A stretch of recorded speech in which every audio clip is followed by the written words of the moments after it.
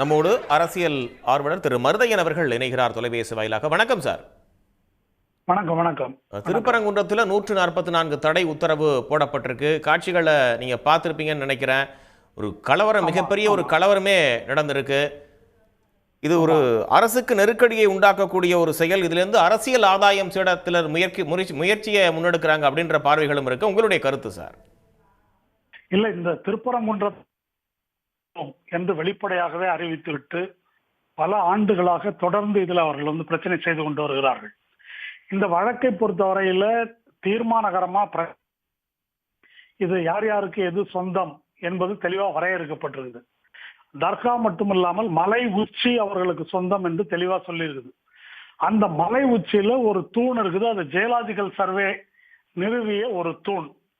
அந்த தூணை தீபத்தூண் என்று பொய்யாக சித்தரித்துதான் இந்த பிரச்சனை உருவாக்கப்படுது.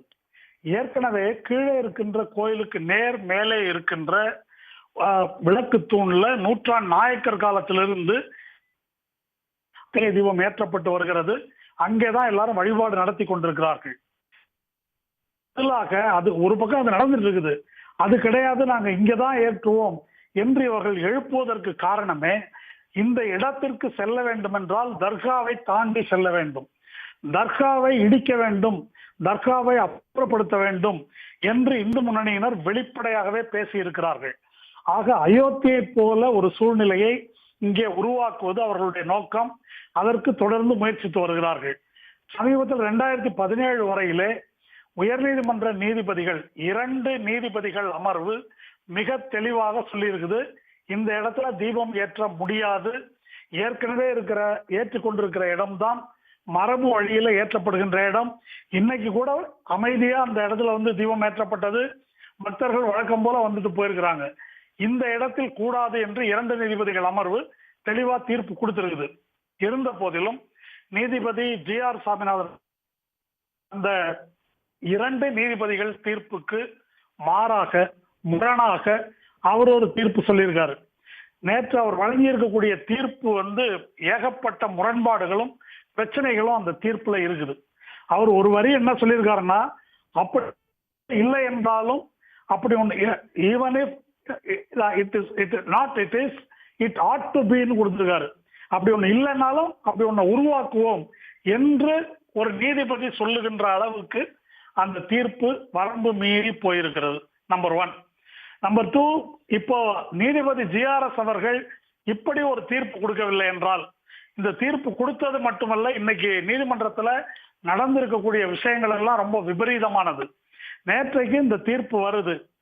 அத இந்த மனுதாரர் ராம ரவிக்குமார், அவர் தான் மனுதாரர். இந்த விளக்கை ஏற்ற வேண்டிய பொறுப்பு SRNCக்கு என்று நீதிபதி உத்தரவிடுகிறார். இன்னைக்கு 3 மணிக்கு இந்த விளக்கை ஏற்ற மறுக்கிறார்கள் என்று கண்டெம்ட் பெட்டிஷன் ஒன்று ராம ரவிக்குமார் போடுறாரு. அதை உடனே ஒரு விசாரணைக்கு எடுத்துக்கொள்ளுகிறார். அதாவது விளக்கு ஏற்ற வேண்டிய நேரம் 6 மணி, 3 மணிக்கே ஏற்றவில்லை என்று கண்டெம்ட் பெட்டிஷன் எடுக்கிறீங்களே, இது என்ன முறை என்று அடிஷனல் அட்வொகேட் ஜெனரல் ரவீந்திரன் கேள்வி எழுப்புகிறார். உடனே என்ன செய்யறாருன்னா, சரி நான் 6:05க்கு எடுக்கிறேன் என்று சொல்லுகிறார். இப்போ 6 மணிக்கு ஒரு விஷயம் நடக்குதா இல்லையான்னு பார்த்துட்டு, நடக்கலைன்னா அதுக்கு பிறகு அதை பேசலாம். இதற்கிடையில அறநிலையத்துறை மேல்முறையீடு செஞ்சிருக்கு 2 நீதிபதிகள் அமர்வுக்கு. ஒரு வழக்குல ஒரு தீர்ப்பு சொன்னால் 30 நாட்கள் அவகாசம் இருக்குது மேல்முறையீடு செய்யறதுக்கு. அதையும் இந்த நீதிபதி சொல்லுகிறார். அப்படி இருக்கும்போது இவர் 3 மணிக்கே கண்டெம்ட் எடுக்க வேண்டிய அவசியம் என்ன? அப்போ இதற்கு உள்நோக்கம் இருக்கிறதா என்ற ஒரு கேள்வி எழுகிறது. சரி, 6 மணிக்கு எடுக்கிறாங்க. 6 மணிக்கு எடுத்து 6 மணிக்கு அந்த வழக்கை விசாரிக்கும் போது என்ன செய்யறார் அப்படின்னு சொன்னாக்கா, இவங்க அதை அமல்படுத்த போவதில்லை அறநிலையத்துறை என்ற உடனே அங்க இருக்கக்கூடிய CISF, central industrial security force, அது உயர்நீதிமன்ற பாதுகாப்புக்காக வைக்கப்பட்டிருக்கிற போர்ஸ். அது யாருடைய கட்டுப்பாட்டில் இருக்கிறது? தலைமை நீதிபதியினுடைய கட்டுப்பாட்டில் இருக்கிறது. மதுரையில் இருக்கக்கூடிய அட்மினிஸ்ட்ரேட்டிவ் ஜட்ஜ் தலைமை, அந்த நீதிபதி ரவிச்சந்திரன் ஜெயச்சந்திரன் நினைக்கிறேன், அவர் கட்டுப்பாட்டில் இருக்குது. அந்த CISF நீங்க ராம ரவிக்குமாருக்கு பாதுகாப்பு கொடுங்க, அவரோட 10 பேர் போவாங்க, போய் அங்க விளக்கை ஏத்துங்க என்று உத்தரவு போடுகிறார். இப்போ ஒரு லா அண்ட் ஆர்டர் ஒரு நீதிபதி தன் கையில் எடுத்துக்கொள்ளுகிறாரா? இங்க ஒரு தேர்ந்தெடுக்கப்பட்ட அரசாங்கம் இருக்குது. அந்த அரசாங்கம் ஒரு முறைகேடாக நடந்து கொள்ளுகிறது என்று சொன்னால், ஏதாவது ஒரு எவிக்ஷன் இருக்குது, எவிக்ஷன் சரியா நடக்கல அப்படின்னு சொன்னாக்க சிஐஎஸ்எஃப் ஆர்டர் பண்ணுவாரா? நேரடியா மாநில அரசாங்கத்தை நீதிபதி நடத்துகிறாரா என்ற கேள்வி எழுகிறது. அந்த மாதிரி ஒரு உத்தரவு போட்டிருக்கிறார். நீதிபதி GR சாமிநாதன் அவர்கள் இதுக்கு முன்னாலையும் கரூருக்கு பக்கத்துல ஒரு ஊர்ல பார்ப்பனர்கள் சாப்பிட்ட எச்சில் இலையில் உருளுவது என்ற ஒரு சம்பிரதாயம் இருந்திருக்கிறது. இது போன்ற சம்பிரதாயம் கர்நாடகத்திலேயும் உருளு சேவை என்ற பெயர்ல இருந்ததை உச்ச நீதிமன்றம் தடை விதித்துள்ளது. அந்த அடிப்படையில் 2 நீதிபதிகள் அமர்வு இந்த சதாசிவ பிரம்மேந்திராள் அவருடைய நினைவிடத்தில் நடக்கின்ற இந்த சடங்கு மனித கண்ணியத்துக்கு எதிரானது என்று நீதிபதி மணிக்குமார் தலைமையிலான 2 நீதிபதிகள் அமர்வு அதற்கு தடை விதிச்சிருக்குது. அந்த தடையை நீக்கி ஒரு சிங்கிள் ஜட்ஜ், ஒரு நீதிபதி அந்த தடையை நீக்கி இதே போல நாளைக்கு அந்த நிகழ்ச்சின்னா இன்னைக்கு உத்தரவு போடுறாரு. இங்கும் நாளைக்கு நிகழ்ச்சினா இப்ப உத்தரவு ஒரு நாள் முன்னால வருது. இது போன்ற முறை மீறுவது என்பதை தொடர்ந்து இந்த நீதிபதி செய்து வருகிறார் என்பதை உயர் நீதிமன்றத்தினுடைய தலைமை நீதிபதியும் உச்ச நீதிமன்றமும் கணக்கில் கொள்ள வேண்டும். ஒரு சில மாதங்களுக்கு முன்னால மதுரை நீதிமன்றத்தில் பணியாற்றக்கூடிய வழக்கறிஞர் வாஞ்சிநாதனுக்கு எதிராக ஒரு கண்டெம்ட் வழக்கு எடுத்தாரு. எடுத்து நீதிமன்ற விசாரணையின் போது நீ ஒரு கோழை, தைரியம் இல்ல, நீ ஒரு காமெடி பீஸ் என்றெல்லாம் ஒரு நீதிபதி ஓப்பன் கோர்ட்ல பேசினார். அதை எதிர்த்து தமிழ்நாடு முழுவதும் கண்டன ஆர்ப்பாட்டங்கள் நடந்தன. ஏறத்தாழ ஒரு 7-8 ஓய்வு பெற்ற நீதிபதிகள், உயர்நீதிமன்ற நீதிபதிகள் கண்டன அறிக்கை வெளியிட்டார்கள். இதையெல்லாம் நம்ம பார்த்தோம். அனைத்து சாதி அர்ச்சகர்ல நியமிக்கப்பட்ட நம்ம வயலூர் முருகன் கோயிலில் நியமிக்கப்பட்ட 2 பார்ப்பனர் அல்லாத அர்ச்சகர்களை நீக்க வேண்டும் என்று ஒரு உத்தரவு போட்டாரு. இந்த உத்தரவு மறுபடியும் 2 நீதிபதிகள் அமர்வால் ரத்து செய்யப்பட்டது.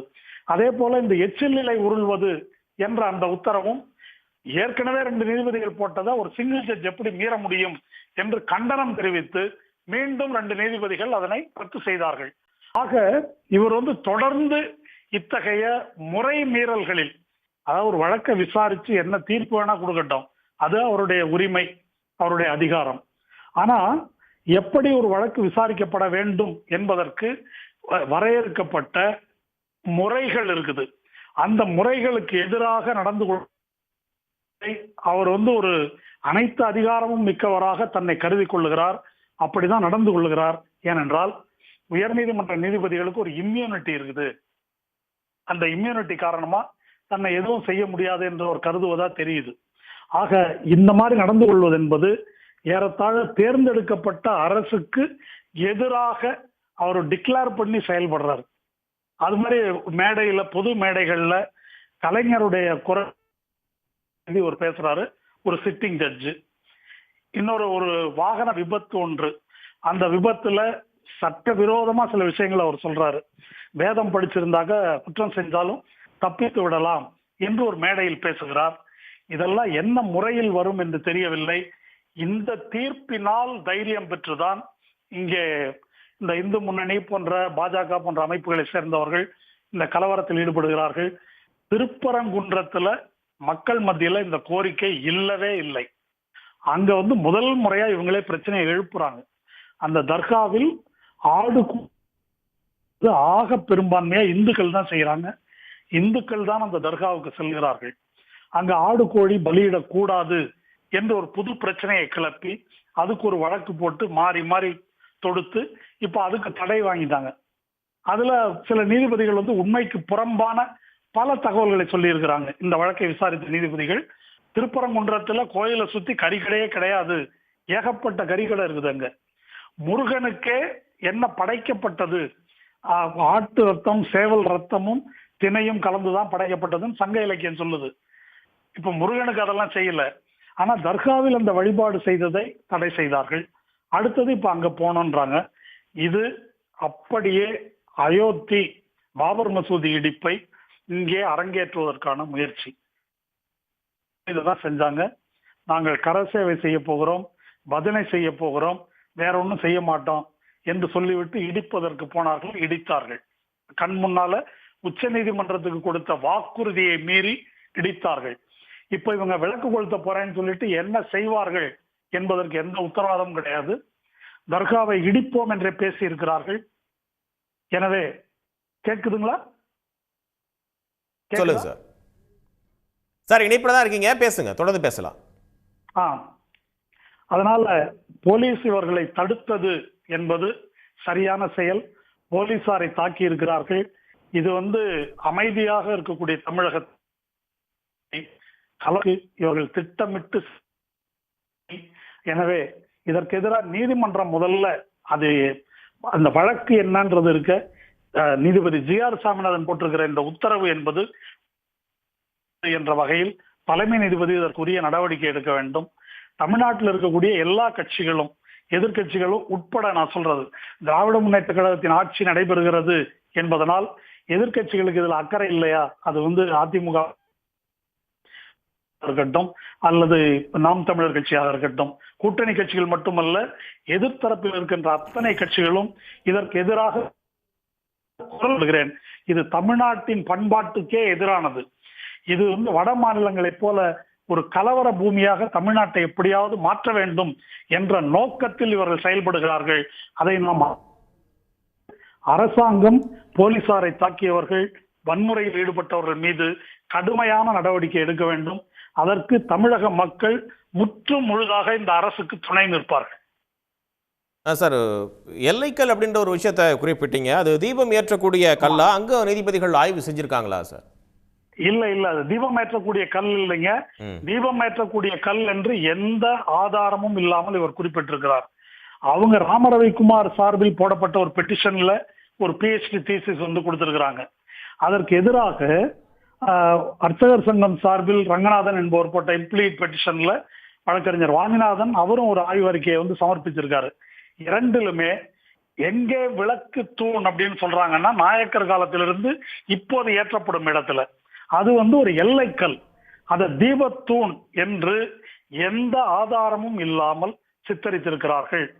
நீதிபதி தான் சொல்லனே அந்த தீர்ப்பிலேயே சொல்றாரு, அப்படி ஒரு மரபு இல்லை என்றாலும் அதை உருவாக்குவோன்றாரு. இப்படி எல்லாம் ஒரு நீதிபதி சொல்ல முடியுமான்னு தெரியல. அது மட்டும் இல்ல, அந்த தீர்ப்புல இன்னும் வியக்கத்தக்க பல விஷயங்களை சொல்லியிருக்காரு. அது விளக்கு ஏத்தணும்ன்றதுக்காக இல்ல, அந்த மலை முருகன் கோயிலுக்கு சொந்தம். அந்த உரிமையை நிலைநாட்டுவதற்காகவாவது அங்க விளக்கு கொளுத்தணும்ன்றாரு. இப்ப உரிமையை நிலைநாட்டணும்னு யார் கேட்டாங்க? மக்கள் கேட்டாங்களா? பக்தர்கள் கேட்டாங்களா? தேவஸ்தானம் கேட்டுச்சா? அதன் உரிமையை பற்றிய கொஸ்டின் வரவே இல்லை. அதன் உரிமை பற்றி தெளிவாக ஏற்கனவே தீர்ப்புகள் இருக்குது. தெளிவாக இல்லாமல் இருப்பது என்னன்னா, மலை உச்சி அதை அளந்து யாருக்கு என்ன இடம் என்று தெளிவுபடுத்த வேண்டும் என்ற கோரிக்கை இருக்கிறது. அதை தர்காவும் முன்வைத்திருக்கிறது. இதுல ஒரு முடிவு வருவதற்கு முன்னாலேயே முந்திக் கொண்டு இந்த தீர்ப்பை நீதிபதி வழங்கி இருக்கிறார். இது முறையற்ற தீர்ப்பு, எந்த ஆதாரமும் இல்லாத தீர்ப்பு. உடனுக்குடன் செய்திகளை தெரிந்து கொள்ள சன் நியூஸ் பெல் ஐகானை கிளிக் பண்ணுங்க.